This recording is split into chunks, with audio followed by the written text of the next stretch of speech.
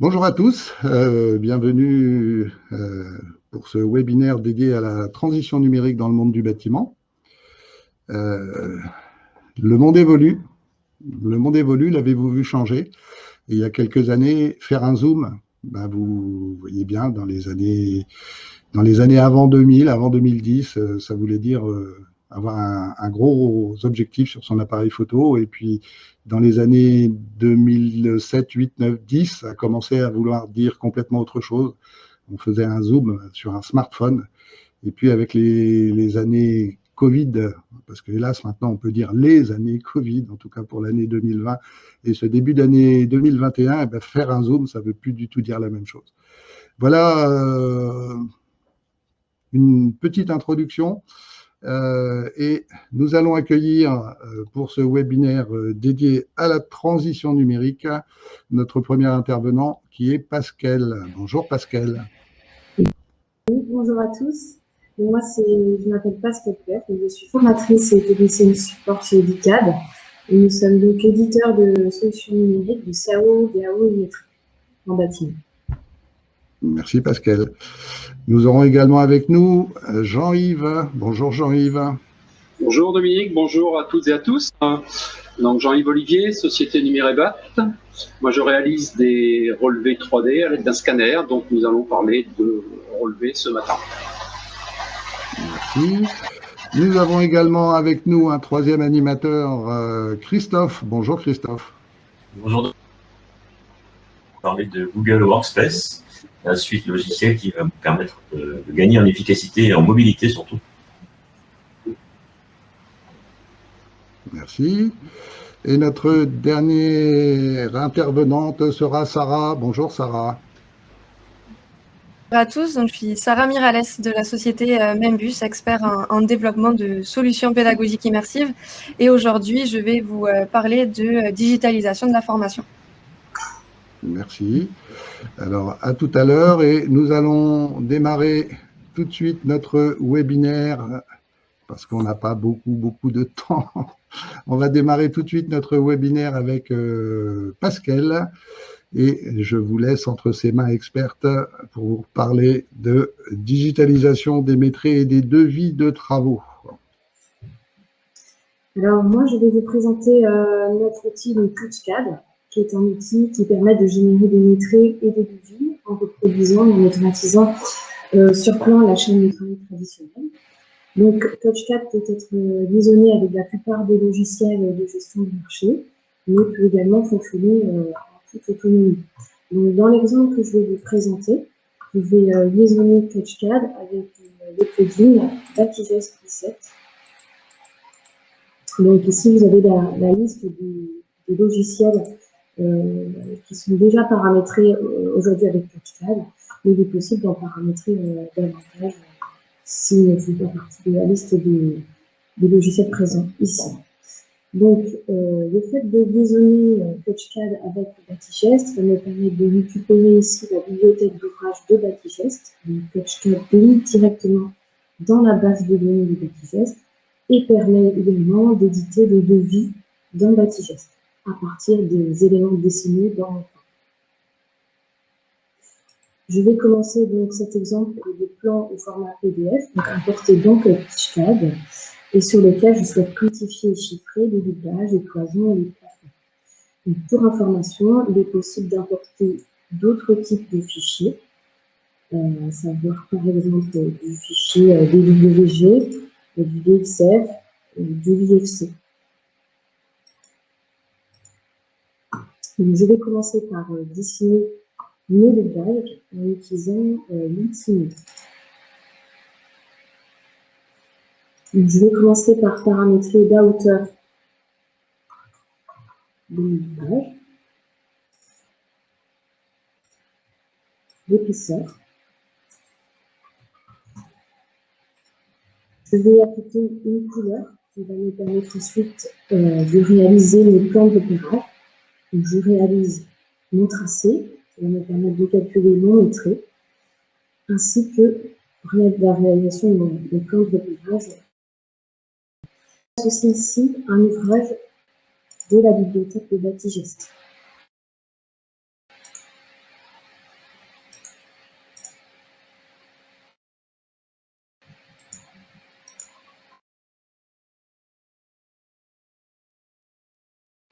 Je vais maintenant dessiner les bébés. Alors Pascal, on a un petit souci technique avec la qualité de son. C'est vraiment très compliqué pour nos auditeurs de suivre correctement. Alors, je peux essayer de changer si vous voulez des casques. Oui, ça serait bien parce que là c'est vraiment compliqué. D'accord. Alors, un instant. On laisse quelques secondes à Pascal pour régler son petit souci technique. Du coup, je vais reprendre la parole juste quelques instants. Donc, la transition numérique, on en parle souvent comme d'une révolution. Et dans le monde du bâtiment, c'est plutôt associé à l'univers du BIM. Et ce que je voulais vous montrer aujourd'hui, c'est que c'est pas seulement le BIM. Vous l'avez vu en introduction, vous avez compris, on va parler de plein de choses différentes. On va parler de la formation, on va parler d'outils numériques pour développer le travail collaboratif dans une entreprise, et puis des solutions innovantes qui se raccrochent à l'univers du BIM, bien sûr, mais pas que. Et le monde de la formation, c'est quelque chose qui est vraiment nouveau et qui touche aujourd'hui le secteur du bâtiment. On va retourner avec Pascal en espérant qu'on aura un son un petit peu meilleur. Pascal. Alors Pascal, on n'a carrément pas de son du tout. Donc je pense qu'il faut reprendre la petite manip de tout à l'heure pour qu'on récupère du son, Pascal.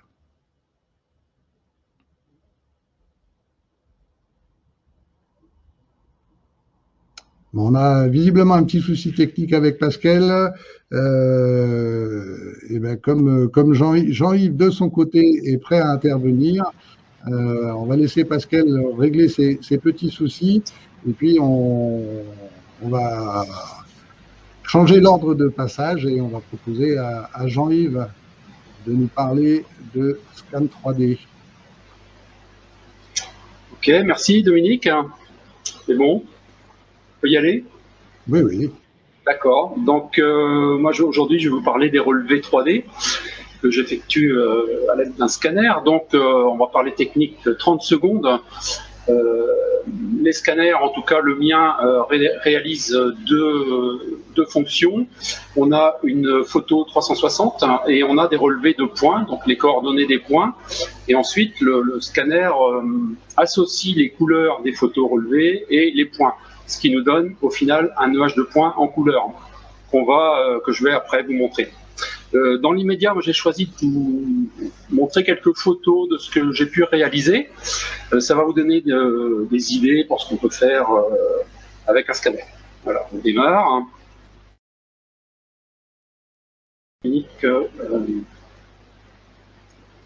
Partager mon écran. Hop.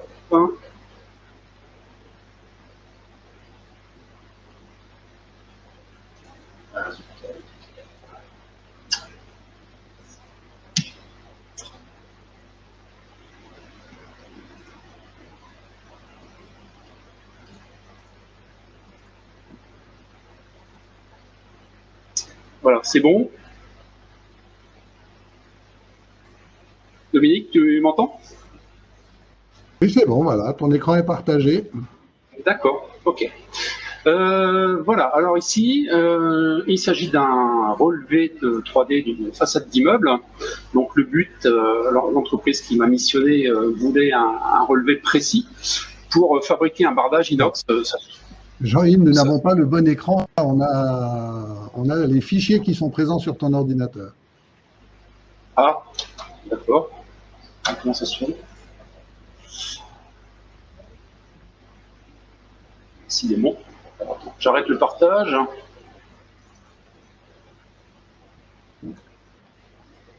Ah, mais la transition numérique, c'est pas forcément simple. Hein.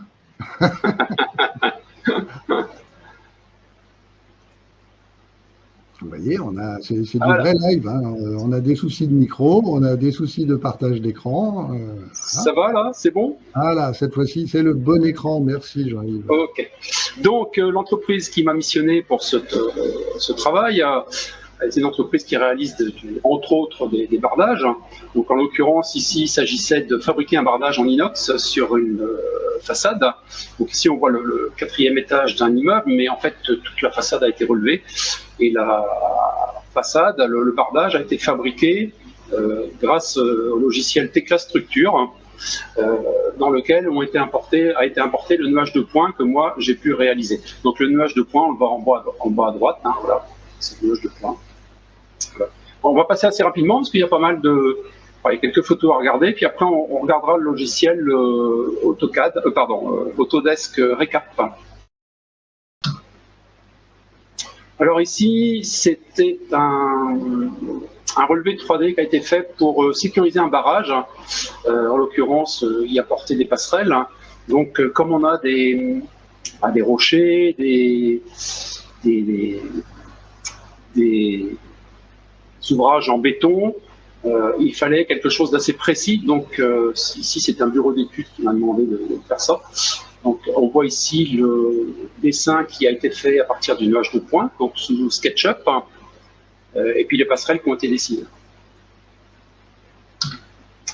Voilà, ici c'est une centrale à béton qui avait besoin d'être recouverte pour des problèmes techniques. Donc moi j'ai relevé toute la centrale à béton. Donc comme on peut le voir, c'est quelque chose d'assez compliqué parce qu'il y a des trémies, il y a des cheminées, il y a des tuyaux un peu dans tous les sens. Et au final, voilà ce qui a été construit à partir du logiciel, alors je ne sais plus, je crois que c'était Bocad. Hein. Oui, c'est ça, c'est le logiciel Bocad qui a été utilisé. Voilà. On voit ici l'importation du nuage de points dans le logiciel Bocad.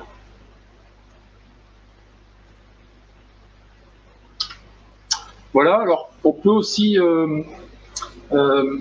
utiliser le scanner pour conserver le patrimoine architectural. Donc en l'occurrence ici, la chapelle, j'ai pu la scanner lorsque elle était encore avec son toit en voûte, ici. Et ensuite, le toit a été démonté. Je suis retourné scanner et j'ai scanné à nouveau la charpente en elle-même. Voilà. Donc ça, c'est vraiment conservation du patrimoine, quoi. Alors ici, des locaux commerciaux, donc quelconques. Hein. Donc ce qu'on peut voir, c'est qu'on peut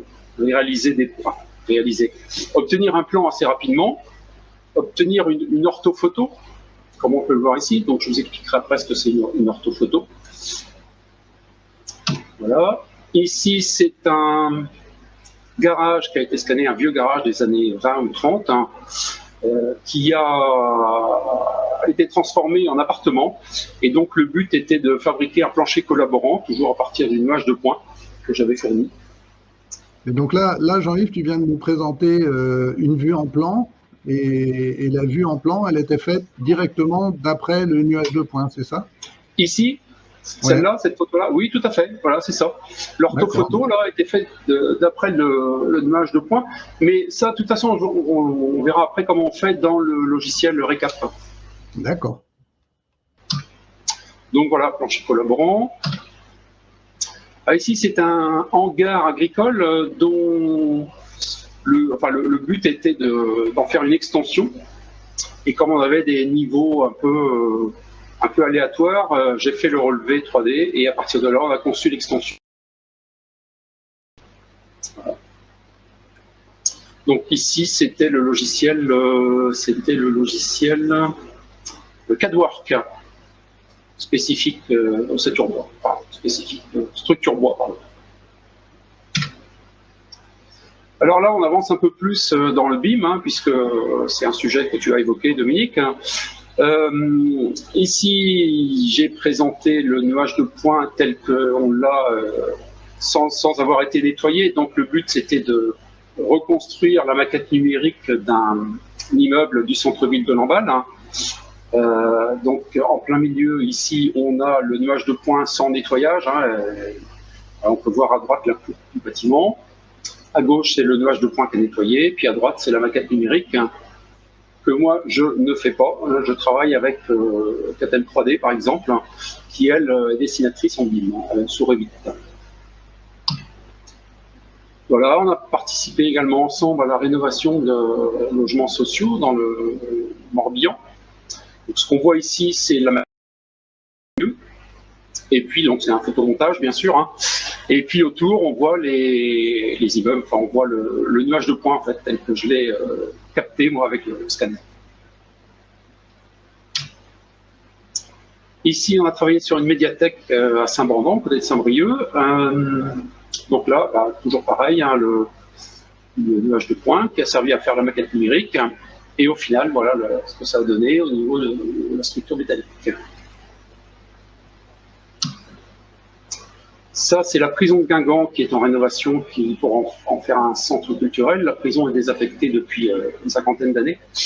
Donc là, c'est le logiciel Advanced Steel Autodesk, hein, qui a servi, à partir du nuage de points, à concevoir la charpente métallique que malheureusement je n'ai pas en photo, mais qu'on voit ici, hein, sur le plan. Ici, dans les exemples que tu nous montres, là, Jean-Yves, ça met un petit peu en évidence quand même que le scanner 3D, le nuage de points, qu'on soit dans du neuf, qu'on soit dans de l'existant, qu'on utilise les process de travail BIM ou pas, c'est quand même une technologie qui peut réellement rendre de grands services à l'entreprise.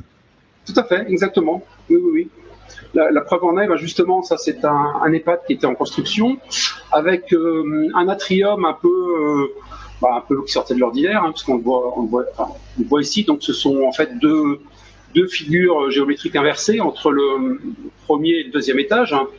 Et le but c'était de fabriquer la verrière ici, hein, qu'on voit ici, là. Voilà. Donc ici, le scanner en action avec lors de la construction. Ici le nuage de points et donc à droite ce que ça donne au final. Et donc ça a été fait grâce au logiciel Tekla Structure également. D'accord. Donc là on est sur un nuage de points qui a été réalisé pendant la phase chantier. C'est ça. Pour préparer les ouvrages secondaires, on va dire. Voilà, ça permet d'avoir des codes bien précises et de ne pas se tromper, quoi. Surtout que là, c'était plein de... c'était du... Voilà, c'était pas des angles bien définis. Enfin, voilà, alors ici, c'est une mission qui m'a été confiée par un architecte qui devait modifier des façades sur les remparts de Saint-Malo et très peu accessible, très difficilement accessible. Donc, moi, j'ai scanné une partie, enfin, pas tous les remparts, j'ai scanné une partie. Donc, lui, ensuite, a utilisé le logiciel Recap, hein, avec... j'ai passé 1 heure avec lui. Le logiciel Recap est très simple à utiliser. J'ai passé 1 heure avec lui et en 1 heure, il était capable de se débrouiller. Hein. Donc, on peut voir ici les codes qu'il peut prendre facilement, hein, grâce au logiciel Recap.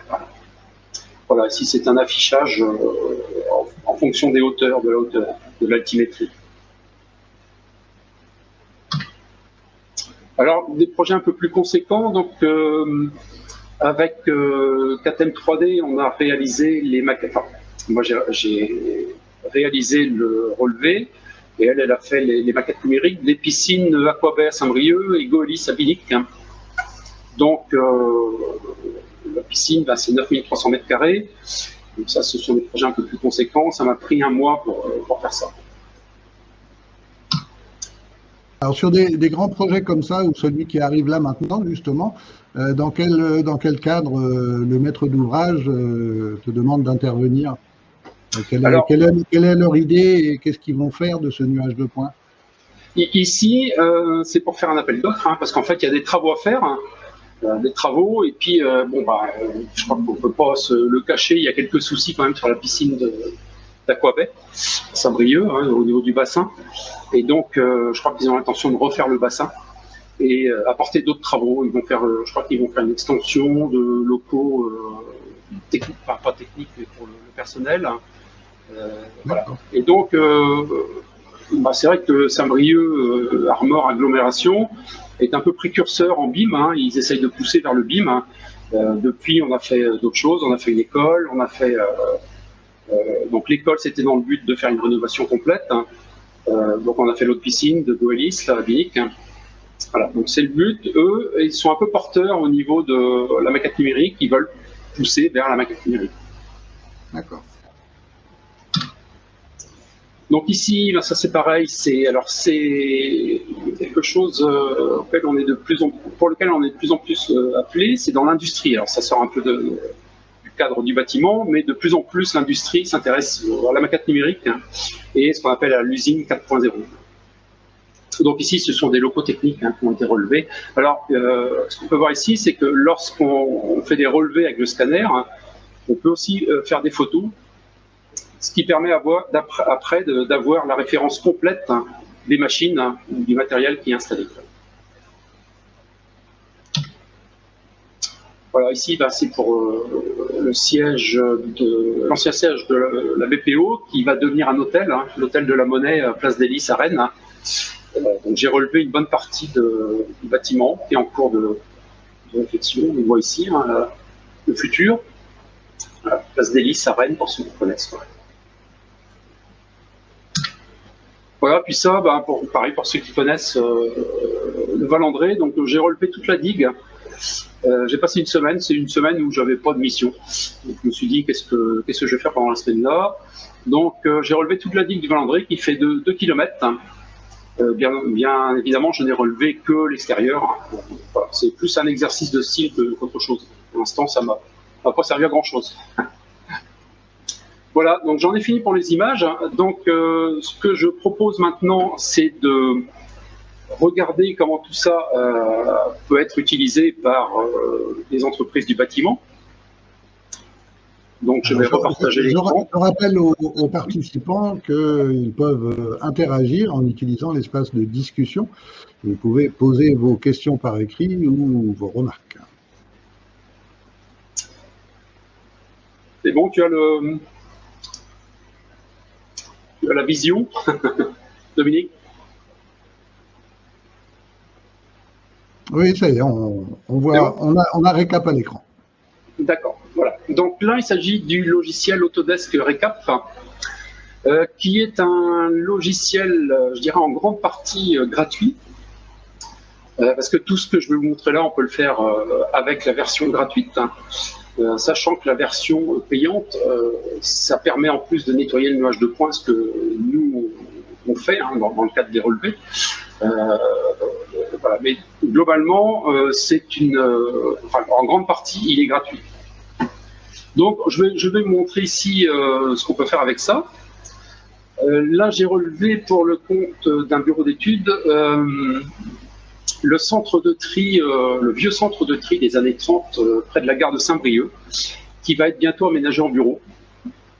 Et alors, la particularité de ce relevé 3D, c'est qu'on m'a demandé effectivement le centre de tri en lui-même, donc le bâtiment qu'on voit ici, mais également l'environnement pour permettre de prévoir les travaux, étant donné qu'ici c'est quand même un environnement assez contraint, puisqu'on a ici une route, on a ici l'esplanade de la gare, hein. On a les voies de chemin de fer, les quais bien sûr ici, on a un parking, donc avec des éléments qui peuvent gêner, hein, en l'occurrence des réverbères, la barrière du parking, des choses comme ça, quoi. Donc voilà, donc ici il y a deux fonctions, c'est pour les architectes de travailler sur une maquette numérique, puisque de toute façon ce centre de tri a été transcrit en maquette numérique, hein, mais aussi de prévoir les travaux. Donc à partir de ce centre de tri, je vais vous montrer ce qu'on peut réaliser. Donc on peut, grâce à Récap Pro, réaliser des coupes.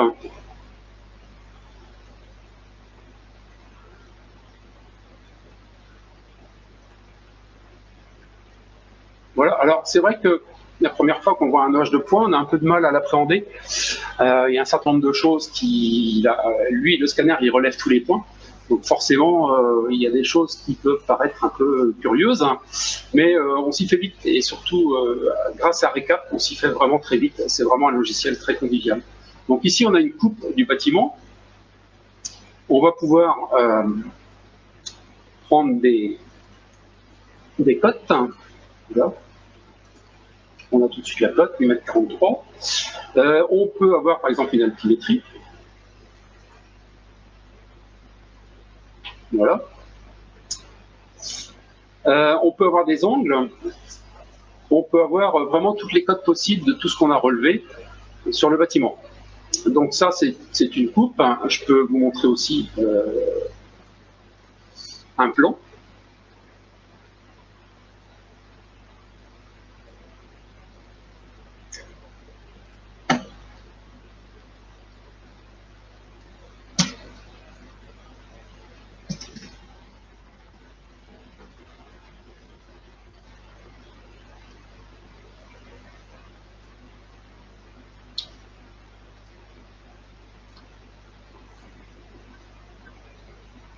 Voilà, donc tout de suite le plan du bâtiment. On va pouvoir prendre les cotes.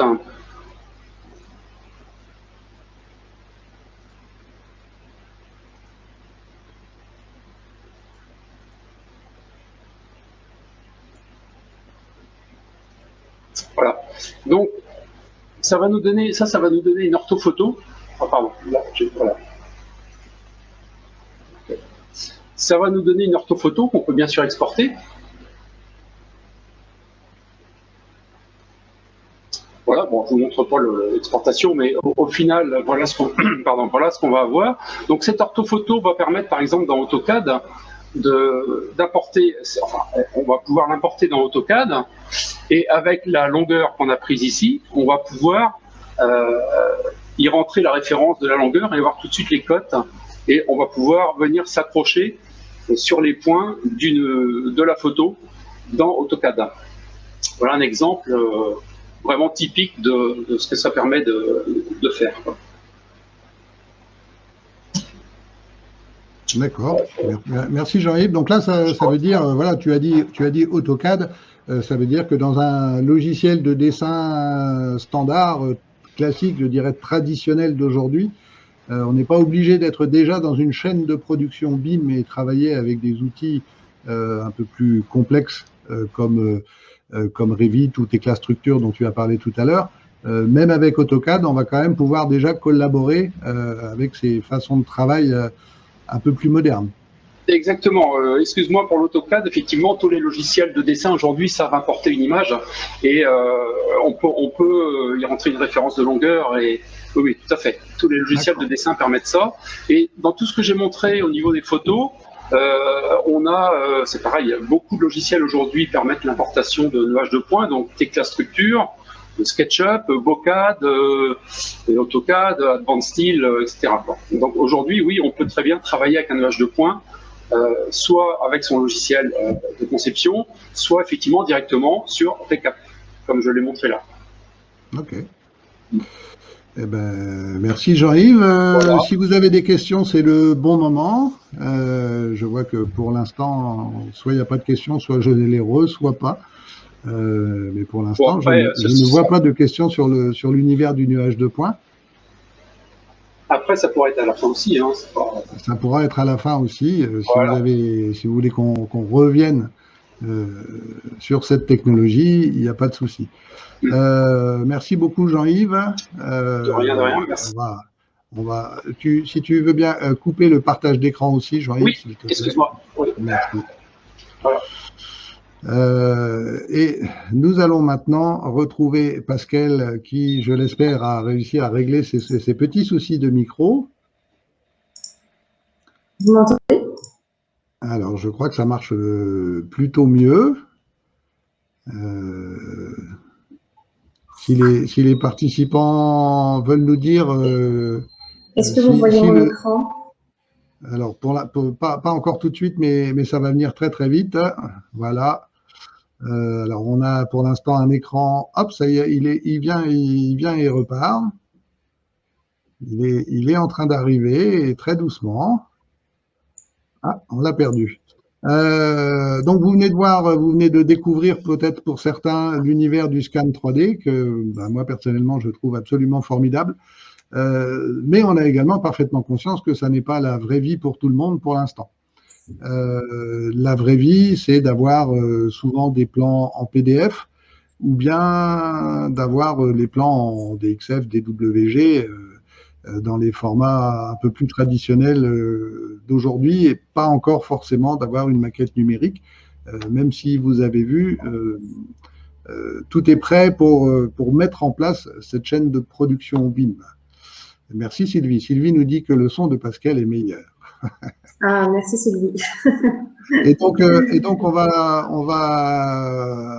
pouvoir découvrir un cas d'usage avec les logiciels de l'éditeur Edicad que Pascal va nous présenter. Et là, on est vraiment dans le cœur de métier des entreprises de bâtiment, puisqu'on va donc parler de l'assistance numérique à la réalisation des maîtrais et des devis. Et donc, j'espère que le partage va bien fonctionner et le micro également.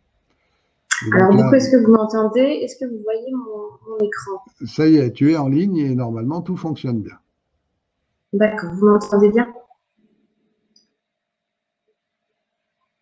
Ok, alors du coup, j'étais partie sur un projet importé au format PDF, justement, et je m'apprêtais donc à dessiner les doublages via donc, notre outil MUR. Donc, je saisis la hauteur de mon doublage, je saisis l'épaisseur de mon doublage et j'y affecte une couleur, qui me permettra par la suite de repérer donc mon plan avec l'ensemble des matériaux.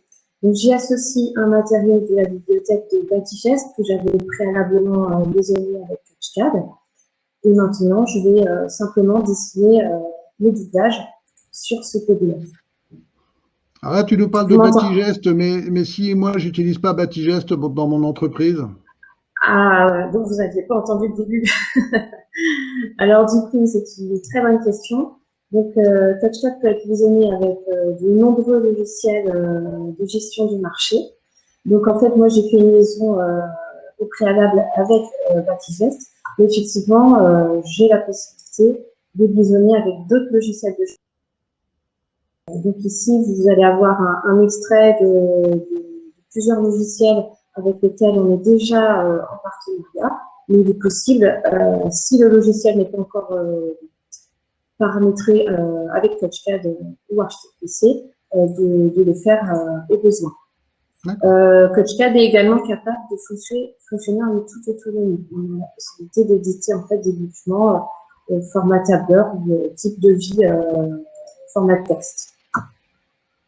Donc là, pour l'exemple, effectivement, j'ai utilisé Batigest parce que c'est un logiciel assez répandu dans le monde du bâtiment qui fonctionne très bien avec TouchCAD.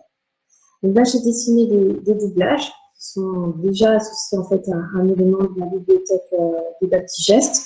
Et le fait simplement de dessiner les doublages va automatiser en fait les maîtrises et la récupération des éléments dans un tableur ou dans Batigest. Donc, à ce doublage, je vais y ajouter des baies en fait. Je vais insérer des portes.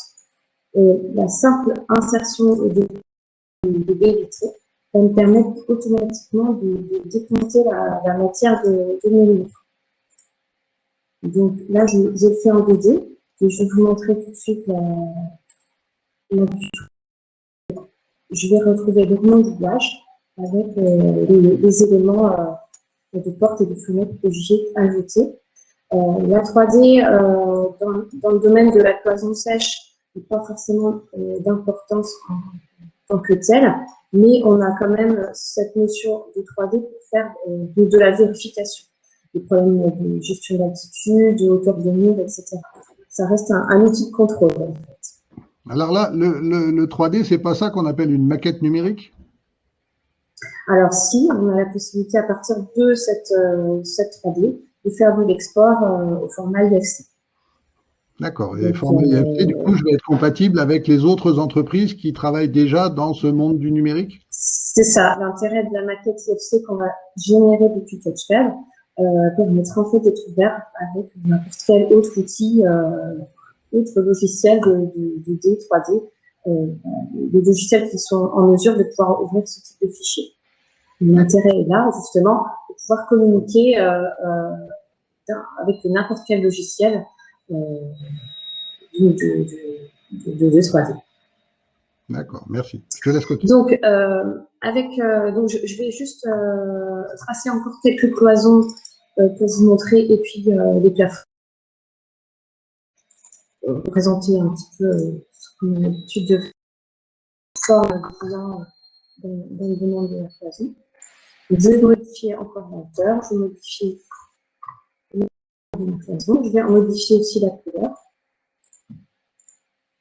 toujours pour avoir un plan qui se génère automatiquement. Et je vais avoir dans mon ouvrage qui sera associé à Bâtigest.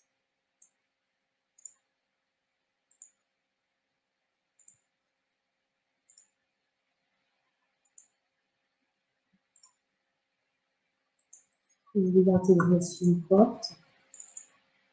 Alors, tous les éléments que je suis en train de dessiner, paramétrer ici, ont la possibilité d'être enregistrés automatiquement dans une bibliothèque de murs, de portes, de fenêtres, etc.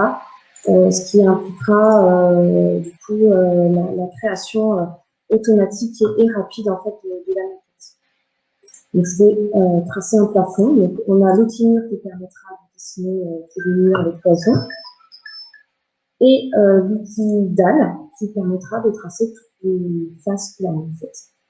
Donc je vais ajouter un plafond pour vous montrer ce que c'est que des murs. Donc je saisis ici simplement la hauteur de mon plafond. Je peux aussi définir donc une épaisseur et une couleur. Donc, je vais dessiner un plafond sur une petite de mon plan et je vais vous montrer en 3D le rendu. Mais le simple fait d'avoir dessiné ces quelques murs, cloisons et plafonds va me permettre ensuite de faire un transfert direct dans Bâtigest. Donc ici, j'ai un menu qui me permet de transférer directement dans le logiciel de gestion. Donc pour Bâtigest, ça dépend des logiciels de gestion, mais pour Bâtigest, il faut avoir préalablement créé donc un devis avec le nom du client. Et CoachCAD va se charger du reste. Donc, je vais créer un devis dans le devis numéro 2. Donc, si je l'ouvre, je récupère l'ensemble des éléments que je viens de tracer. Donc, je retrouve mes doublages, mon plafond et mes cloisons.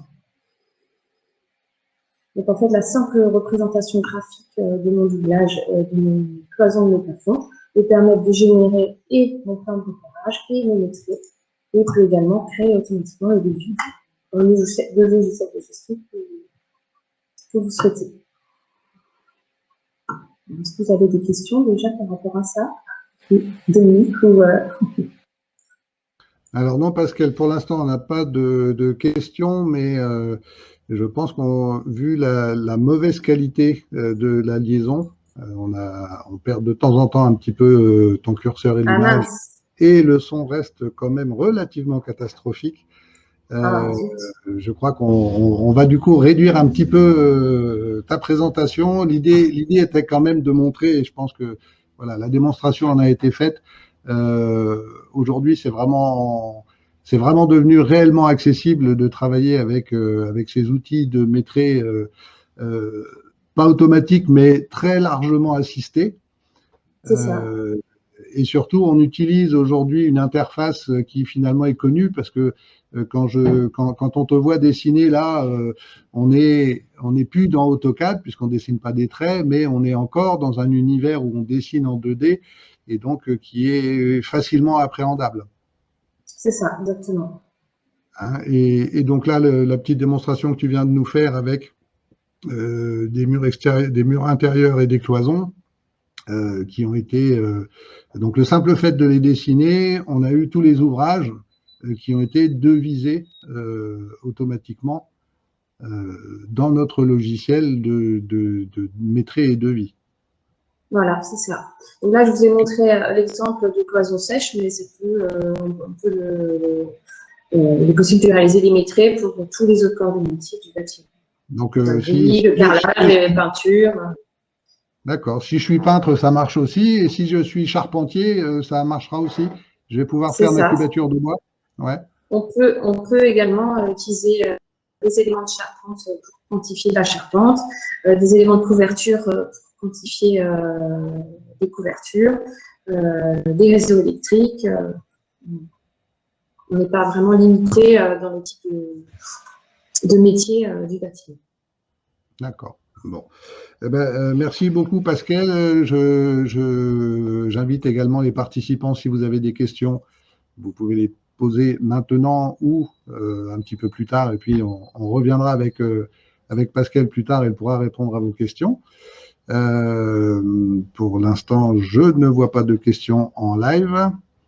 On peut revenir un tout petit peu, on peut peut-être traiter une question tout de suite avec, merci Pascal, avec Jean-Yves. Jean-Yves, on avait une question de Yves au moment où, juste à la fin de ta présentation, je mets la question en ligne. Alors, je ne sais pas si vous la voyez, mais Jean-Yves nous demande combien ça coûte. Combien ça coûte c'est impossible de dire.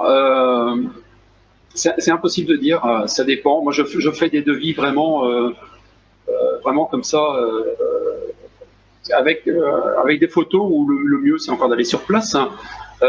Moi, la journée, c'est 600 €, hein, parce qu'on a quand même le scanner à payer. Hein, ça vaut quand même une certaine somme. Après, par exemple, le relevé qu'on a vu du centre de tri, moi, j'ai passé une journée à faire ça. C'est une journée.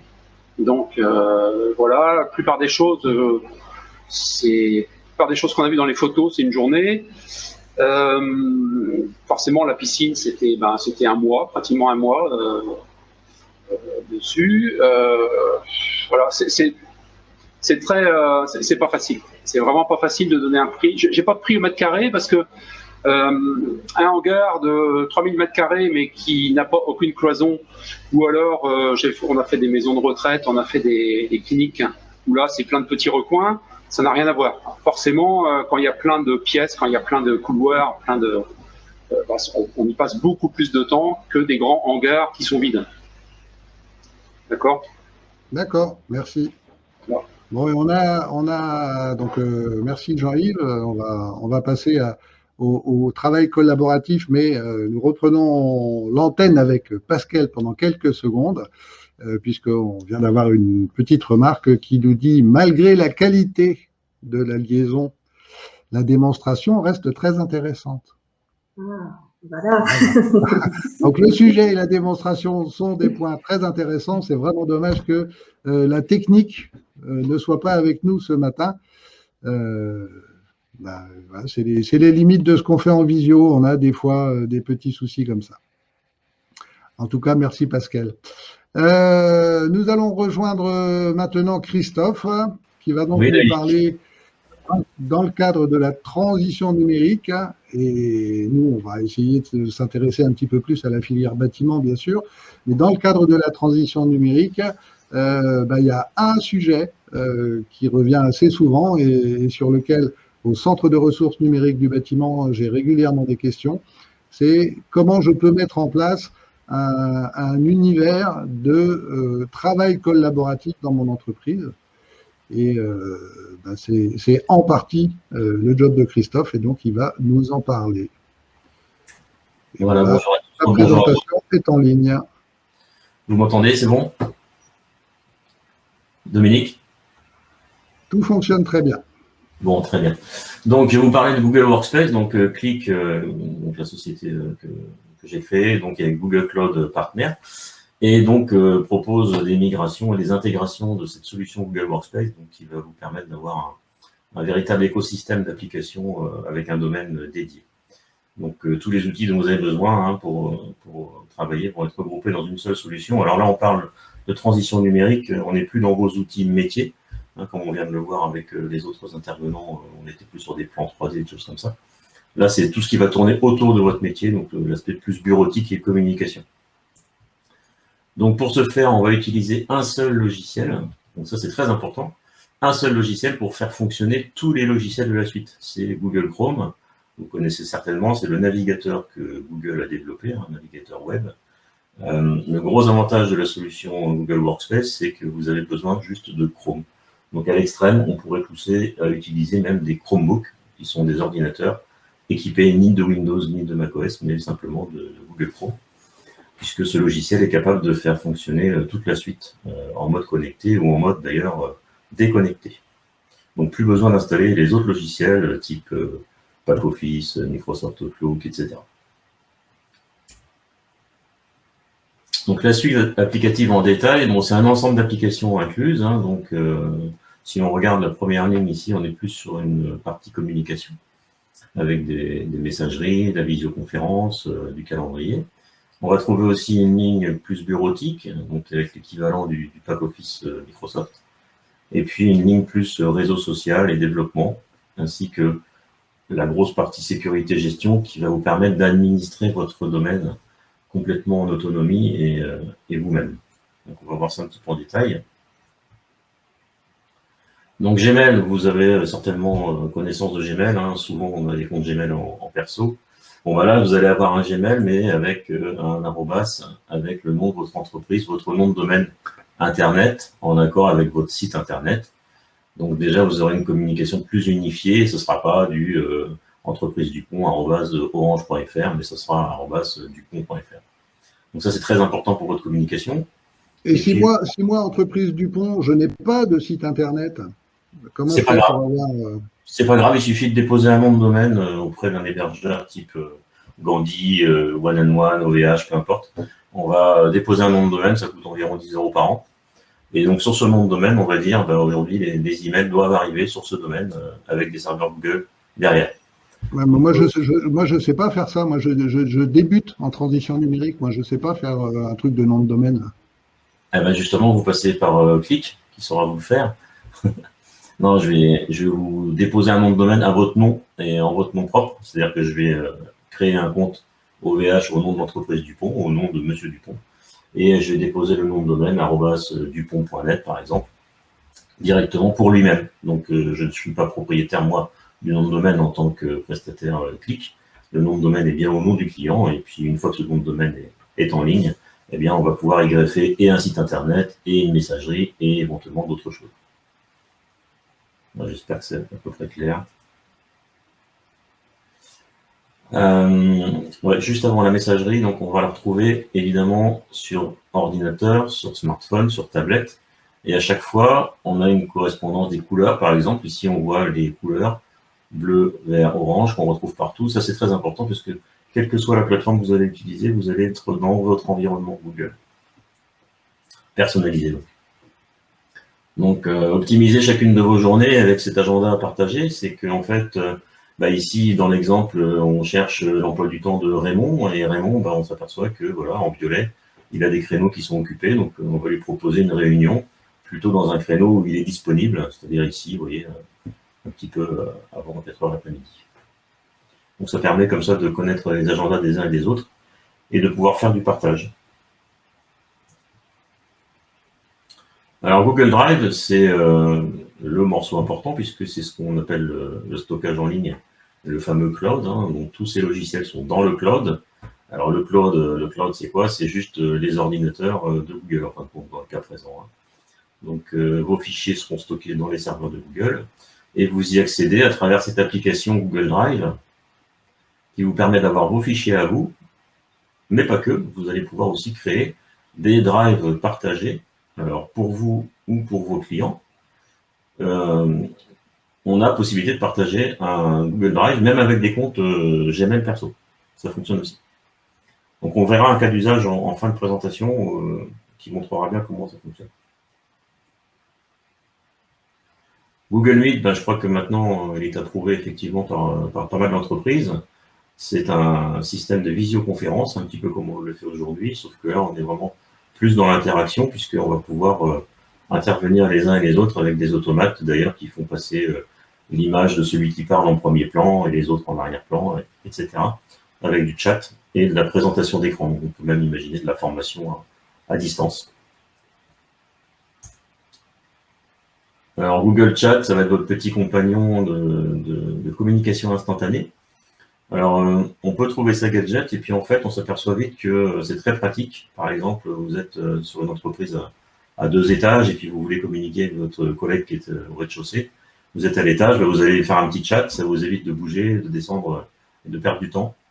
Et puis, ça permet aussi de communiquer avec les collègues, y compris quand on est déjà en ligne au téléphone, par exemple, et on a besoin d'un renseignement. Eh bien, on va demander le renseignement à son collègue par un chat rapide. Et puis, dans le cadre d'opérations plus de chantier, par exemple, ben, on va avoir ces collaborateurs qui sont sur le chantier, qui ont besoin d'une information rapidement et qui vont vous envoyer un chat à partir du smartphone. Hein, c'est ce qu'on voit ici. On verra aussi dans le cas d'usage. Google Docs, alors c'est l'équivalent, j'aime pas dire équivalent, mais c'est le pendant de Microsoft Word. Hein. C'est un éditeur de documents pour travailler en équipe. Le gros avantage, c'est qu'on est en mode connecté et qu'on peut y travailler à plusieurs en simultané. Très très important, on a un gain de temps là-dessus. On peut travailler 2, 3, 4 collègues sur un même rapport, sur un même appel d'offres.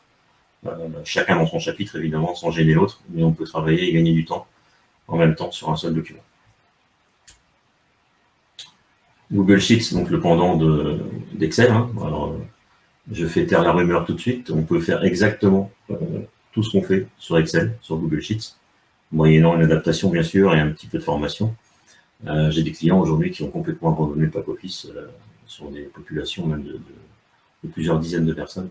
Alors, il reste toujours un ou deux irréductibles qui sont en général le contrôleur de gestion et le directeur de la finance qui a besoin de ses macros et de ses historiques Excel depuis 10 ou 15 ans. Mais globalement, tout le monde passe sur Google Sheets sans difficulté. Google Slide, eh bien, écoutez, là, je m'en sers actuellement pour vous faire une présentation. Vous voyez que c'est l'équivalent de PowerPoint. Hein, avec, on peut animer des objets, on peut faire des transitions entre les images. Google Forms, alors c'est intéressant, ça permet de créer des enquêtes et des formulaires en toute simplicité. Par exemple, vous voulez faire une enquête de satisfaction auprès de vos clients. Là, vous allez envoyer un petit mail à vos clients avec un lien vers un formulaire. Et puis derrière, vous allez récolter des réponses. Et les réponses que vous allez récolter vont vous permettre de mener des actions en fonction des retours de satisfaction. Vous allez dire, bah, tiens, là, sur ce domaine-là, effectivement, on n'a pas été assez bon. Il faut qu'on mette un peu le paquet là sur ce domaine. Là, on a des retours mauvais. Donc, ça vous permet quand même d'interroger vos clients et surtout de récolter de la donnée. Google Sites, alors pour facilement créer des sites internet. Alors vous pouvez bien évidemment utiliser Google Sites pour créer votre site internet.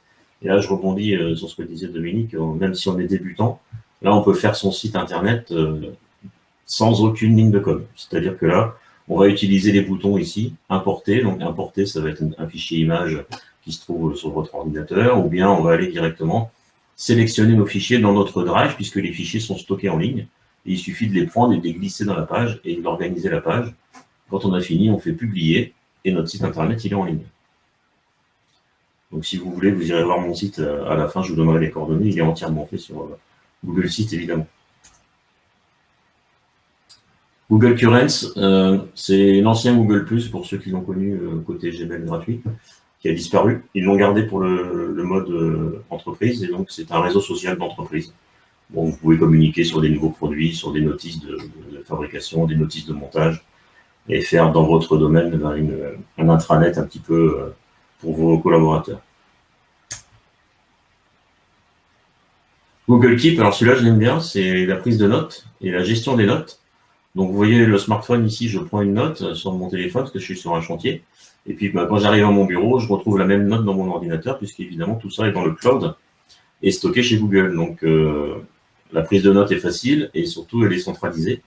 Alors en plus de ça, on peut partager des notes avec ses collègues. Donc si vous prenez une note sur un chantier et qui va intéresser un de vos collègues qui est au bureau, bah, vous pouvez lui partager la note que vous êtes en train de prendre.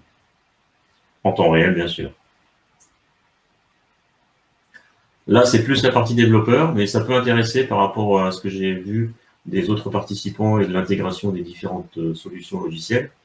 Avec des développeurs Google Apps Script, on est capable d'aller attaquer le domaine Google et d'interagir avec des solutions. Typiquement, si vous avez un ERP, que vous voulez que votre ERP enregistre les devis dans votre Drive plutôt que dans l'ordinateur, vous allez pouvoir le faire grâce à des développements qui utilisent des API. Google Cloud Search, alors ça c'est le super moteur de recherche qui vous permet de chercher dans tout votre compte Google une personne, un sujet, ça peut être un chantier, ça peut être tout ce qui concerne une personne. Vous allez taper ici dans l'exemple Camille Shaw, donc c'est une personne. Et bien on va trouver tous les documents qu'on a partagés avec elle, tous les emails qu'on a échangés avec elle, tout ce qui se trouve dans le Drive, tous les sites, tous les rendez-vous qu'on avait dans l'agenda. Donc d'un seul coup, en un quart de seconde, on a tout ce qui concerne ce qu'on a cherché. Ultra puissant. Alors là, j'ai doublé une diapo, c'est pas grave. Administration, donc là, vous avez la main sur votre domaine, c'est-à-dire que, bien évidemment, Click va vous organiser votre domaine et on est là pour vous aider et vous accompagner à construire. Et après, si vous voulez en être complètement autonome, eh bien, on va vous former sur la partie admin, et là, vous allez pouvoir gérer l'administration de votre domaine, vos utilisateurs, les groupes, les autorisations d'accès. Par exemple, vous dites, mes personnels sur les chantiers, ils ont le droit d'avoir telle application, mais il ne faut pas qu'ils aient accès à ça. Bref, vous gérez vraiment. Vous gérez également les points de terminaison. Alors ça, c'est très important, c'est-à-dire que vous allez pouvoir, sur vos smartphones, qui sont équipés de votre compte Google Entreprise, vous allez pouvoir, en cas de perte ou de vol, effacer les appareils à distance. Donc, on va être capable d'effacer les données de l'entreprise de l'appareil ou carrément réinitialiser l'appareil. Donc ça, c'est important si vous avez des gens sur le terrain qui utilisent des smartphones ou des tablettes qui utilisent des comptes entreprises, ben pour la protection de vos données, vous allez être capable de pouvoir les effacer à distance. Google Vault, là, c'est plus de la conservation de données. Vous définissez comment vous voulez conserver vos données à des fins conservatoires, justement. En cas de litige, vous êtes capable d'exporter les données de tous les mails d'un client, par exemple, et de donner ça à un avocat. C'est un outil qui sert à ça. Work Insight, ça c'est pour voir l'adoption de vos salariés, de vos collaborateurs sur votre domaine, avec des pourcentages d'utilisation par application. Voilà, donc là on a terminé la partie présentation des outils, et on va passer sur un petit cas d'usage, sur deux collègues qui travaillent sur un même dossier.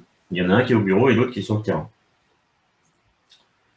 Donc, celui qui est au bureau, il met à disposition des plans du chantier A du client du pont dans un drive partagé client. Donc ici, on voit bien dans l'arborescence, on a un drive partagé client, donc il y a des membres qui accèdent à ce dossier client. Donc, dans l'entreprise, il y a un dossier du pont, et dans le Dupont, on a un chantier A.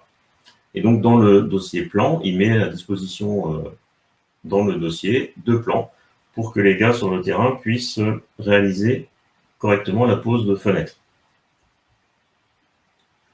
Sur le terrain, depuis son smartphone, le collègue, lui, il accède au même dossier partagé depuis l'outil Drive.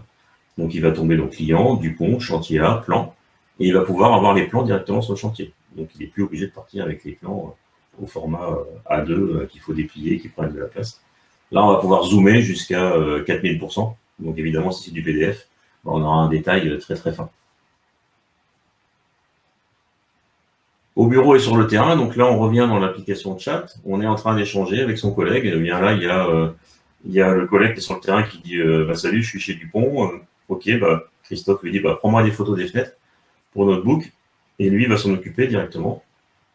Et côté bureau, on voit le même chat dans l'interface Gmail. Donc, on n'a même pas besoin de quitter Gmail. Le chat est actif directement dans la fenêtre et vient remplacer les emails quand on est en train de chatter. Notre collègue sur le terrain, lui, prend des photos des fenêtres qui sont posées. D'accord ? Et directement, avec le petit bouton qui est ici en bas à gauche, il va pouvoir partager avec l'application Drive l'image et la ranger dans un dossier photo-fenêtre du dossier A du chantier du pont. D'accord ?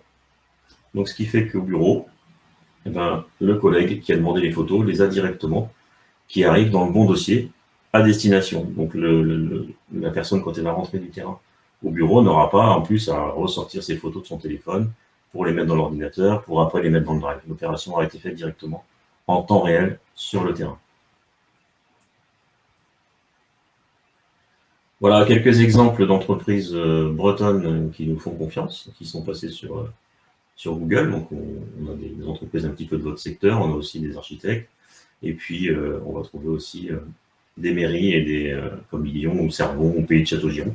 Donc, bon, c'est des gens qui sont passés sur Google et qui aujourd'hui sont complètement à 100% Google. Voilà, je vous dis, à part un ou deux irréductibles qui conservent le pack-office pour des raisons historiques, tous sont passés sur Google. Merci. Voilà, Dominique, on a terminé. Et là, je vois qu'il y a des gens qui sont du bâtiment. Oui, tout à fait.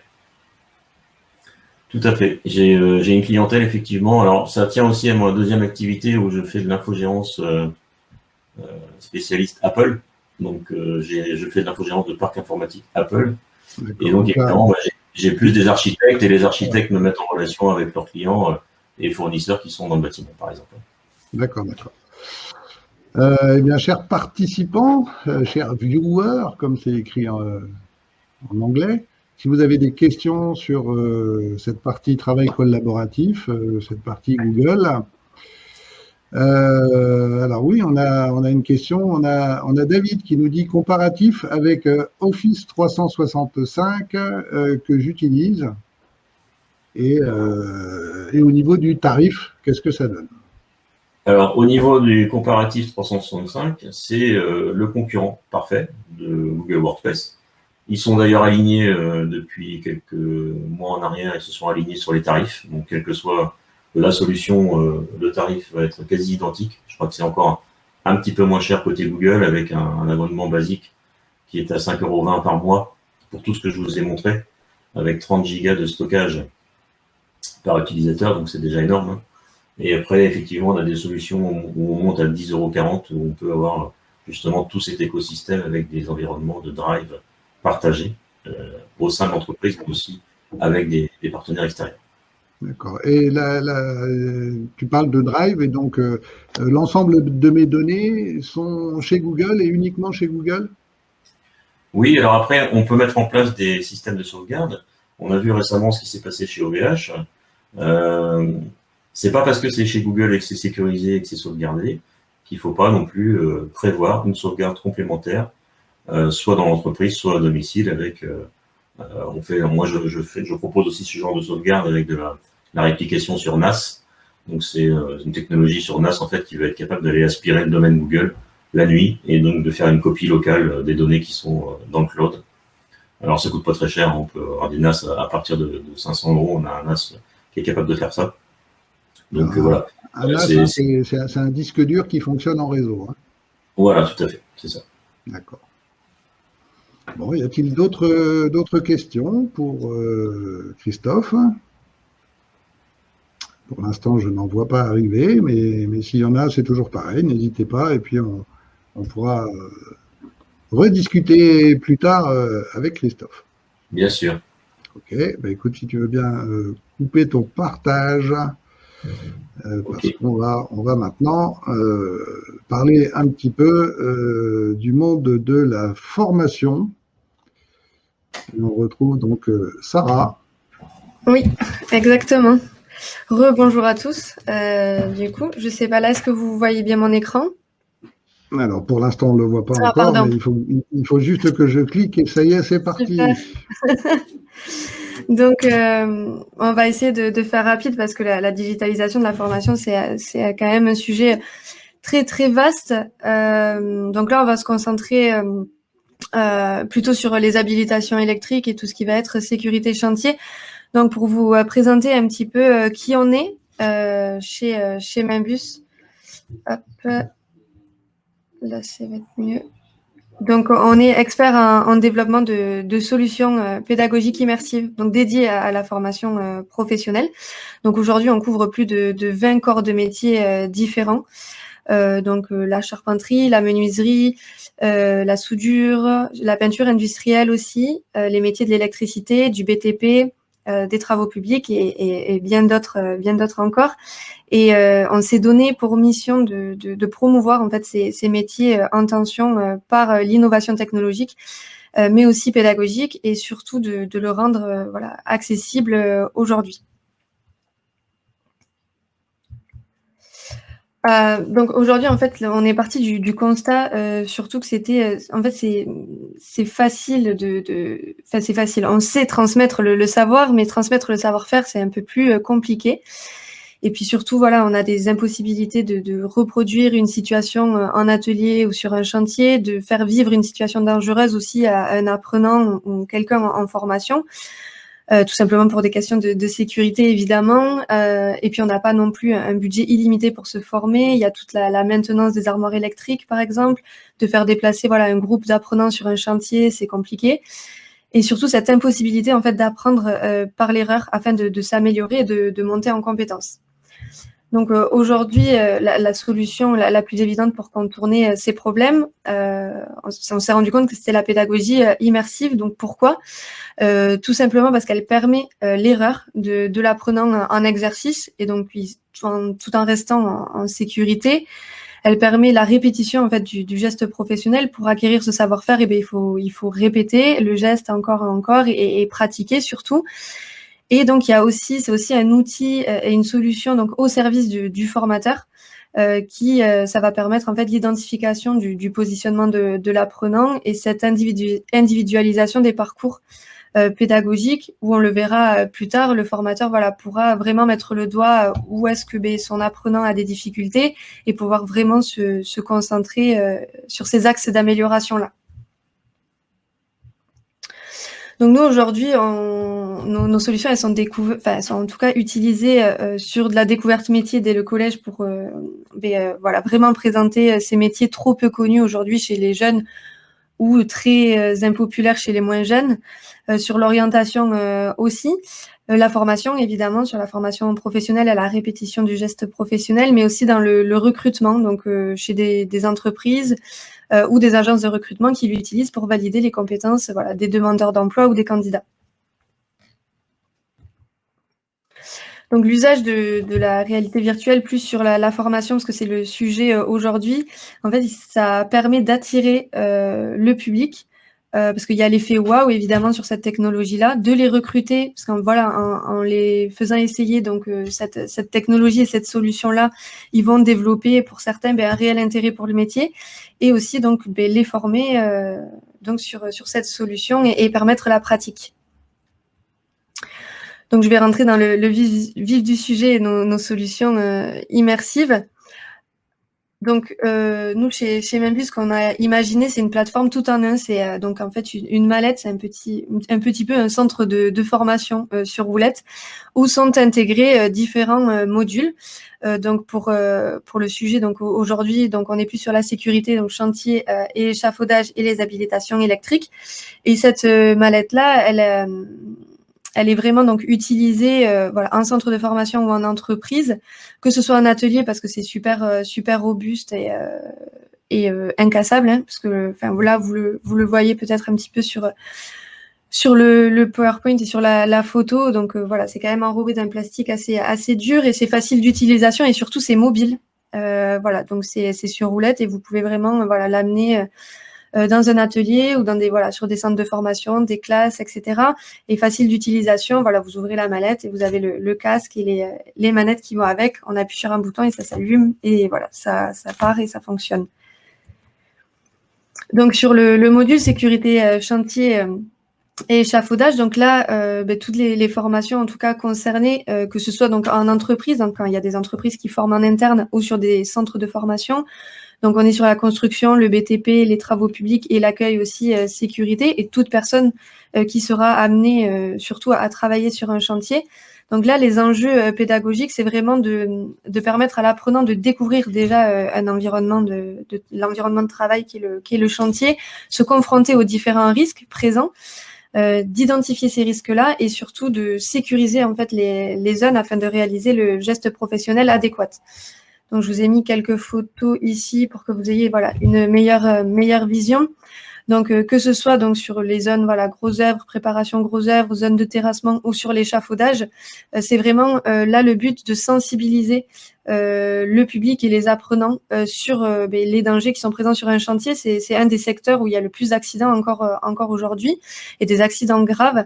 Et il y a aussi tout l'enjeu de pouvoir dynamiser un petit peu plus et d'avoir un peu plus d'impact sur ces publics-là par l'utilisation de l'immersion que de faire des cours ou de la sensibilisation sur PowerPoint ou avec des copies print.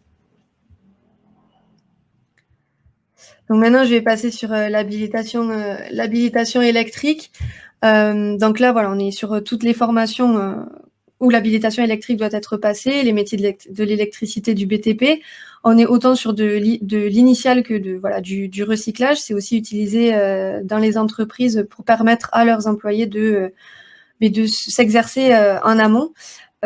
sur les procédures des habilitations électriques. Donc, avec ce module-là, nous, on couvre les habilitations BMW, BS, BR, B2, BC. Donc, je vais vous montrer une rapide vidéo pour vous montrer un petit peu à quoi ça ressemble. Ça peut peut-être être saccadé au vu de, je sais pas, du partage d'écran.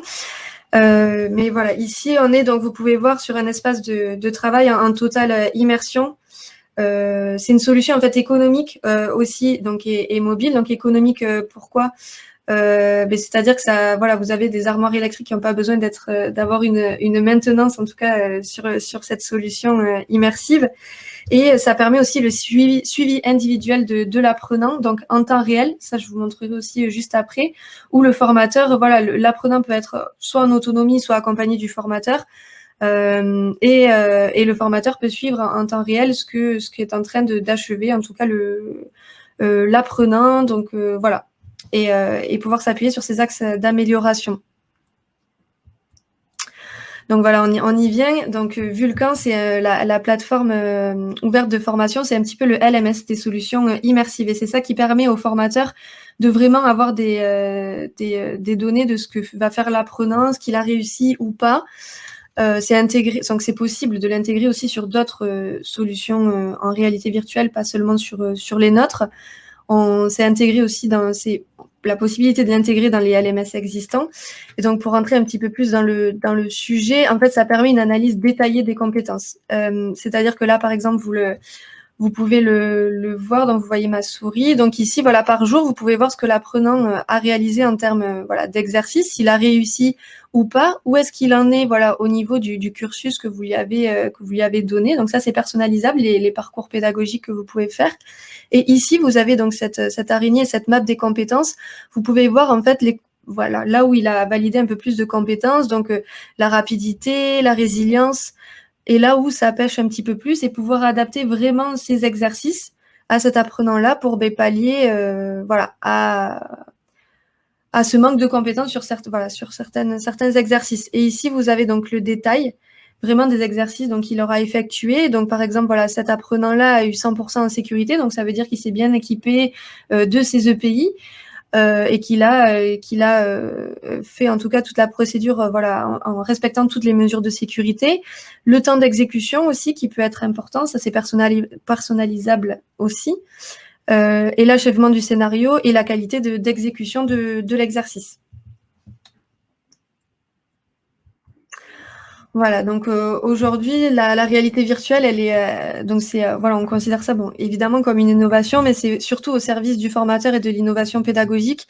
Et le but, c'est de vraiment permettre la pratique aujourd'hui, qui est peut-être compliquée, en tout cas sur certains centres de formation, vis-à-vis des ressources humaines ou matérielles aussi, et vraiment de pouvoir sortir de ces cours magistraux qui parfois peuvent manquer un petit peu de dynamisme, et vraiment d'être dans un apprentissage justement dynamique, et de faire monter en compétences les apprenants et les personnes formées beaucoup plus rapidement.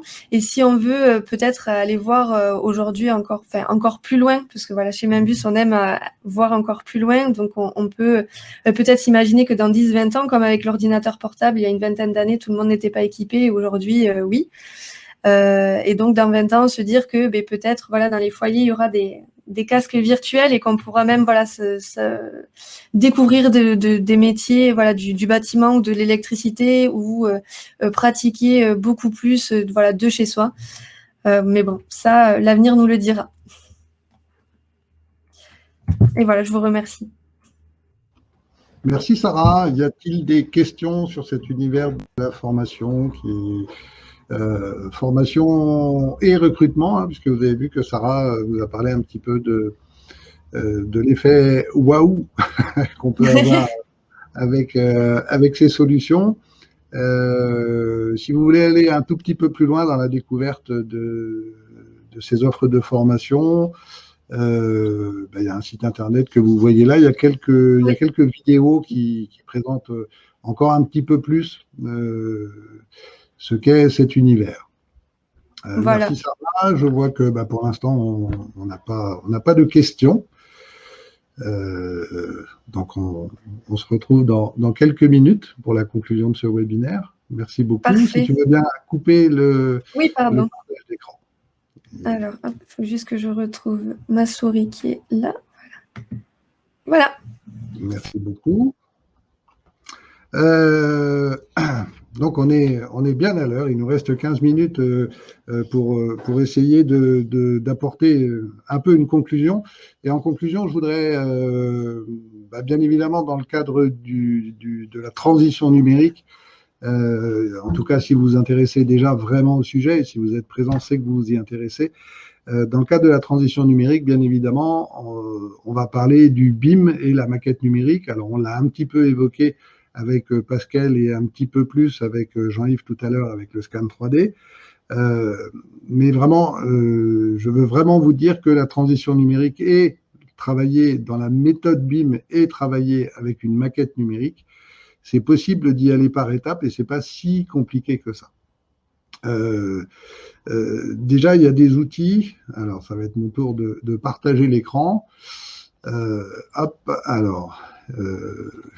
Je vais vous partager un petit écran qui est par exemple celui-ci.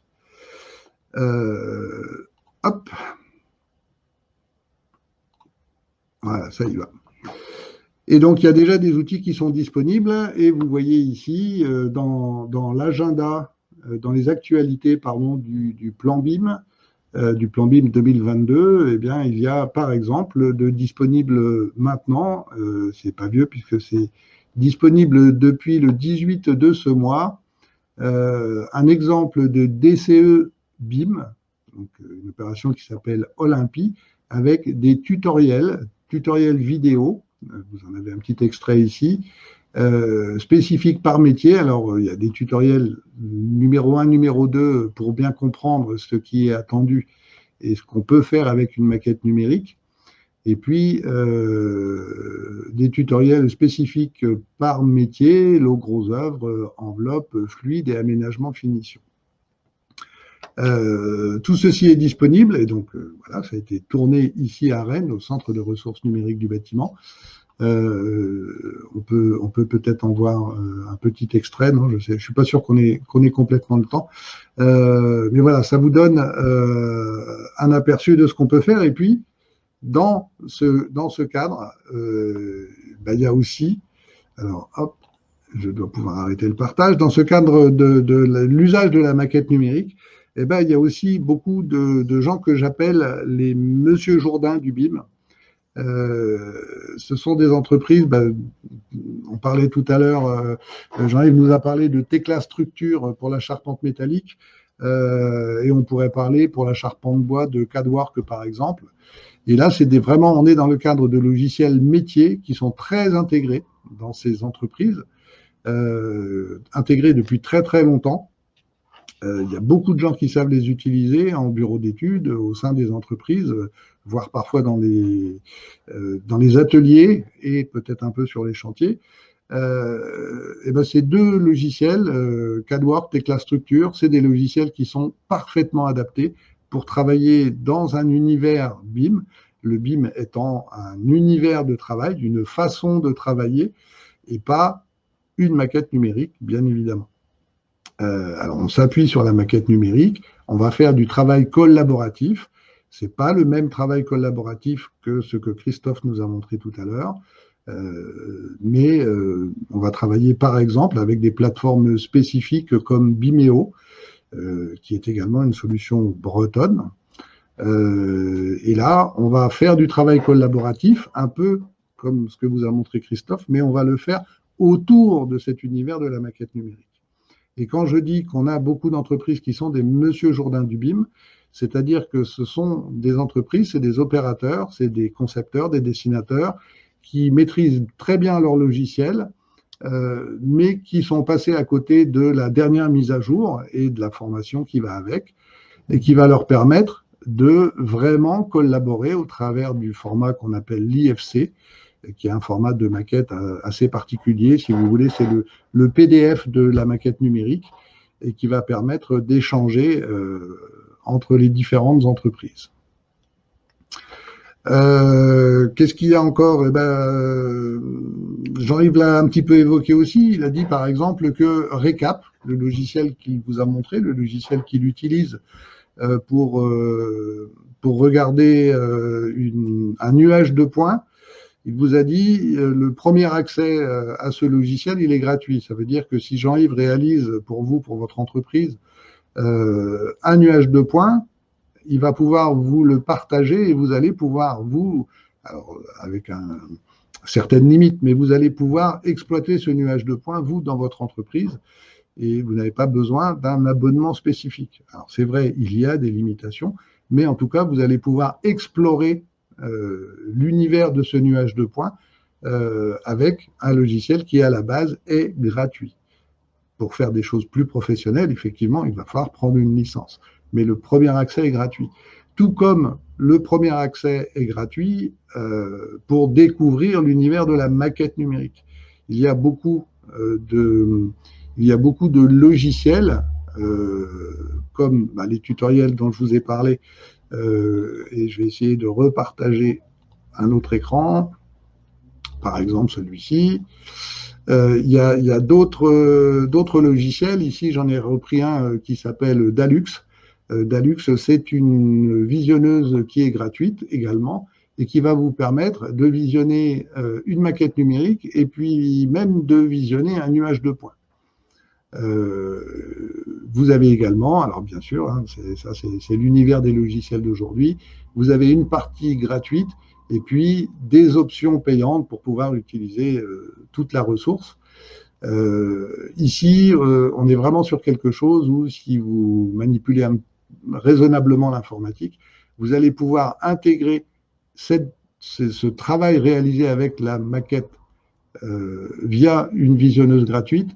Vous allez pouvoir soit intégrer votre flux de données, le partage des données avec une solution vraiment dédiée à la maquette numérique et au travail d'équipe sur le chantier et dans les bureaux, avec des solutions comme Vimeo par exemple, et il y en a d'autres, où vous allez pouvoir l'intégrer, cet usage de la maquette numérique et de visualisation des plans, vous allez également pouvoir l'intégrer dans un univers de travail Google, par exemple, que Christophe vous a montré. Je reviens sur cet écran. FBIM, c'est également une solution gratuite. FBIM va vous permettre d'aller consulter une maquette numérique et donc d'avoir une meilleure compréhension de la chose qu'on me demande de construire. Vous allez avoir bien sûr une visualisation bien plus efficace et bien plus rapide que simplement sur des plans. Mais si c'est vrai chez vous, si c'est vrai pour vous qui êtes des professionnels du bâtiment, vous vous rendez bien compte que si vous faites une présentation de ce type à votre client, lui, il est encore moins à l'aise pour lire des plans. Si vous lui montrez des éléments de ce type, c'est-à-dire une maquette numérique, une représentation de ce qui va être construit, vous serez, je pense, encore plus efficace pour discuter avec votre client. La transition numérique, elle a vraiment beaucoup de visages. Donc là, je vous ai remis à l'écran le site internet du plan BIM 2022. Si le sujet du BIM vous intéresse, vraiment, allez-y, n'hésitez pas. Et je profite d'avoir l'antenne pour vous parler du BIM Tour. Et le BIM Tour du plan BIM 2022 sera présent en Bretagne. Ce n'est pas du tout la Rennes, hein, c'est plutôt par ici. Et normalement, si nous sommes autorisés à nouveau au mois de septembre à nous retrouver tous ensemble, nous ferons un événement plan BIM en Bretagne à Rennes.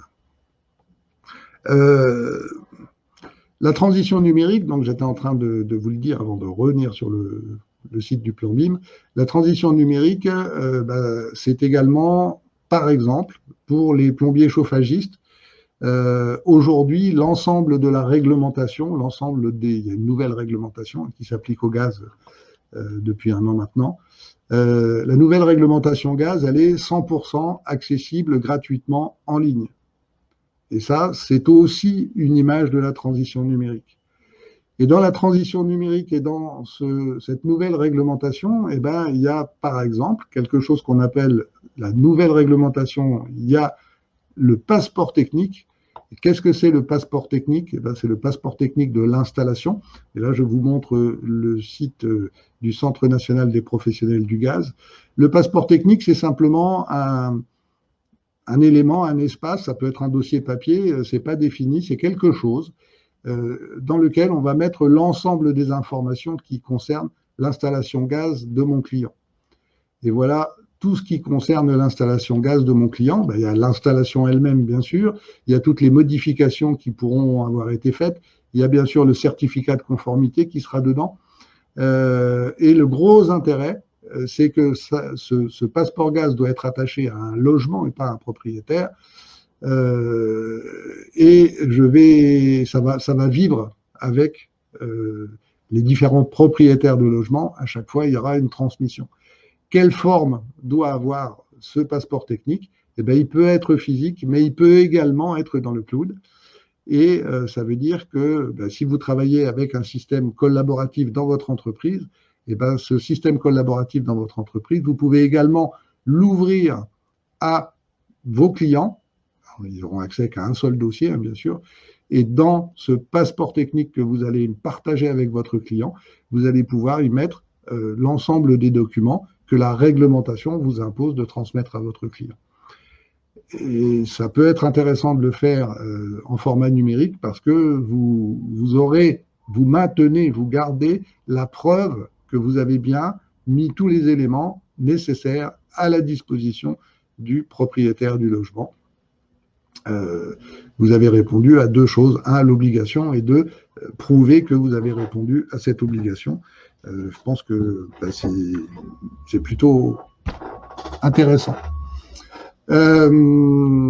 Toujours pareil, n'hésitez pas à poser des questions sur la partie présentée ou pour interagir avec les 4 autres intervenants. La transition numérique, ça peut être aussi des choses qui sont aujourd'hui vraiment extrêmement simples. Je pense que toutes vos équipes ont des smartphones aujourd'hui. Et bien, avec un simple smartphone, et là je vous mets quelque chose que vous connaissez tous, mais pas forcément sous cette forme, ça c'est Google Maps. Et bien, sur Google Maps, il y a un petit outil qui s'appelle Mes trajets, alors vos trajets. À partir du moment où vous êtes gestionnaire des comptes ou d'une flotte de portables, on parle de portables un petit peu évolués, mais c'est juste des smartphones de base. Et bien là, vous voyez qu'en 2020, vous avez ici l'ensemble des trajets qui ont été réalisés. Et si on fait un petit zoom, et ben on va voir, à mon avis, on va voir que le propriétaire de ce téléphone, en 2020, est allé rue Jacques-Ange Gabriel à Codan. Et si on zoome un petit peu et qu'on essaye de savoir ce que c'est ici, ben je pense que voilà, c'est la Fédération bambiyanaise du bâtiment et des travaux publics. Et donc, je ne sais pas qui est le propriétaire de ce téléphone, mais en tout cas, en 2020, il est allé à cet endroit-là. Et on peut avoir, bien sûr, la date précise à laquelle la visite a été faite. Et on peut suivre les trajets qui ont été réalisés. On a une vision pratiquement en temps réel. Alors, ça n'est pas du tout les mêmes performances que les systèmes que vous pouvez avoir installés sur vos véhicules pour faire du traçage de vos véhicules avec les vrais systèmes de tracker, voilà, comme je vous dis, du type Océan que vous connaissez sûrement, Océan qui est partenaire de la FFB, mais qui utilise un système de GPS, un système de boîtier qu'on installe physiquement dans le véhicule avec son alimentation. Il y a a priori une carte SIM en plus pour pouvoir communiquer et un abonnement qui va vous permettre d'aller voir ce qui se passe, enfin quels sont les déplacements qui sont faits, et là vous suivez réellement la route qui est prise par les véhicules. Il y a d'autres solutions. Alors je ne sais pas si vous avez vu la presse la semaine dernière, mais ça faisait la une d'un journal qui s'appelle Le Petit Bleu, c'est un journal des Côtes-d'Armor, et une entreprise, un de vos collègues, s'est fait voler une mini-pelle directement dans son entreprise. En pleine journée, il s'est fait voler une mini-pelle. bah, une des solutions, et ça aussi c'est de la transition numérique, ça va être d'utiliser un système qui est vraiment extrêmement simple, et vous le voyez ici. On a simplement un tracker, une petite puce. Alors, je vais essayer de vous montrer la petite puce. Et ici, on n'est plus du tout dans un système de GPS et de carte SIM. On est en face d'un objet connecté.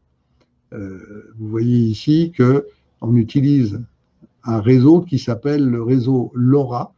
Et c'est vraiment un objet connecté. Et c'est-à-dire que cet objet connecté, que je dois pouvoir vous montrer, voilà, un petit objet connecté ici, globalement, ça a à peu près les dimensions d'un surligneur. Hein, et il en existe une version plus petite. Alors, je pense qu'on doit pouvoir la voir. Non, on ne l'a pas ici, mais bon, voilà, il y a deux versions de ce tracker. Une qui est vraiment très, très petite. Et cet objet connecté, vous allez pouvoir le programmer pour qu'il vous dise, qu'il vous envoie une petite alerte sur une application. Vous le voyez ici, hein, c'est vraiment sur une application de téléphone portable. C'est très très simple d'usage et ça coûte 3 € par mois. C'est tout compris, il n'y a pas d'abonnement. C'est quelque chose que vous allez acheter moins de 100 € pour une durée de 3 ans que vous pouvez renouveler ou non. Donc c'est moins de 3 €. Vous allez pouvoir en laisser un caché dans votre pelle, par exemple, dans votre mini-pelle. Vous allez pouvoir en laisser un, si vous prenez la version mini, vous allez pouvoir les mettre dans une caisse à outils, dans la valise d'un outillage qui coûte très cher, dans la valise d'un scanner 3D, par exemple, Jean-Yves, pourquoi pas. Et donc là, on n'est pas dans un GPS, on n'est pas dans un tracker, on est juste dans un objet connecté, c'est vous qui allez le programmer pour dire tu m'envoies une alerte si tu bouges ou tu m'envoies une alerte tous les 10 minutes, tu m'envoies un petit bip pour me dire à quel endroit tu te trouves et c'est l'application qui va recevoir cette position. Ou bien je ne veux pas que tu sortes du chantier et donc quand je suis sur le chantier avec simplement mon application, je vais définir une zone. Et je vais dire, je veux que si jamais tu sors de cette zone, je ne sais pas, 100 mètres autour de la cabane de chantier, je veux sur mon téléphone recevoir une alerte. Et ce téléphone, ça peut être le téléphone du chef d'entreprise ou ça peut être le téléphone du chef de chantier. Ce qui fait que la valise ILTI, elle va pouvoir se promener sur le chantier sans embêter personne. Mais si jamais quelqu'un prend cette valise et quitte le chantier avec, on va tout de suite recevoir une alerte et si par exemple vous avez réglé envoie ta position tous les 10 minutes si tu bouges, et bien tous les 10 minutes, vous recevrez un petit message sur votre application pour vous dire c'est ici que se trouve l'objet qui a été dérobé. Je trouve que pour 3 € par mois, c'est pas mal. Et c'est aussi une forme de transition numérique dans le monde du bâtiment. On n'a plus de temps, mais je voulais également vous parler des solutions de suivi de chantier. Il y a vraiment tout un univers dans le monde de la transition numérique. C'est bien sûr l'univers du BIM qui est en train de s'imposer par le marché, c'est-à-dire que vos clients sont de plus en plus nombreux à demander à ce que leur chantier soit traité en BIM ou, dans un premier temps, à demander en tout cas une visualisation 3D de leur chantier. On est sur quelque chose qui évolue et j'ai perdu ma souris, c'est pour ça que j'ai un tout petit peu de mal. Voilà, on est sur quelque chose qui évolue. Si vous avez des questions, n'hésitez pas. Vous pouvez vous exprimer donc dans la partie discussion par écrit. On retransmettra vos questions. Si vous voulez aller plus loin dans cet univers du numérique, vous pouvez bien sûr contacter l'un ou les 4 intervenants de ce matin. Et si au sein de votre entreprise, vous voulez développer soit la transition numérique de façon globale, soit plus spécifiquement une solution métier vraiment dédiée à votre entreprise et compatible avec une chaîne de production BIM demain, n'hésitez pas, le centre de ressources numériques de la Fédération de Bretagne est à votre disposition. Et vous avez vu, il y a plein de solutions différentes. Je vais rappeler nos intervenants pour conclure. Hop, Nous voilà tous en ligne. Donc, si vous avez des questions, n'hésitez pas, c'est maintenant. Et si je ne vois pas de questions arriver, je pense que nous allons pouvoir vous dire un petit mot pour vous saluer. Alors, je ne vois pas de questions. Eh ben, non, il n'y a pas de questions, toujours pas. Eh ben, Pascal, merci beaucoup. Vraiment désolé pour la qualité de la liaison. On était vraiment très, très, très limite, mais bon, voilà, c'est un On est exercice d'accord. des plus difficiles. Merci beaucoup. Merci à vous. Bon, Sarah, merci pour ta participation. Je pense que c'est également un sujet sur lequel on aurait certainement pu passer plus de temps. Oui, Je pense que si dans les semaines à venir, nous avons beaucoup de questions ou d'autres questions qui n'ont pas été exprimées aujourd'hui, on pourra peut-être envisager des présentations en vrai et des tests des solutions qui sont proposées aujourd'hui. Pourquoi pas, quand on aura le droit de se voir en vrai. oui, c'est surtout ça. Mais oui, oui, je reste disponible et voilà, n'hésitez pas à me contacter ou d'aller sur le site internet et vous trouverez voilà, les coordonnées. D'accord, merci. Merci. Et merci Jean-Yves de nous avoir parlé de cette nouvelle technologie qu'est le scanner 3D. Alors, la technologie n'est pas complètement nouvelle en soi, mais son accès est quand même, son accès aussi simple, ça constitue réellement une nouveauté. Donc merci Jean-Yves. Merci Dominique, merci de nous avoir conviés. Et puis à votre disposition, le site internet meribat.bzh. Voilà. Il y a d'autres références dessus. Merci. Merci à tous. Et on termine avec Christophe. Merci également pour cette présentation, ta participation. Ben, merci à toi, merci à tous et merci pour l'invitation. Et puis je suis à disposition également pour vous renseigner un peu plus sur Google Workspace.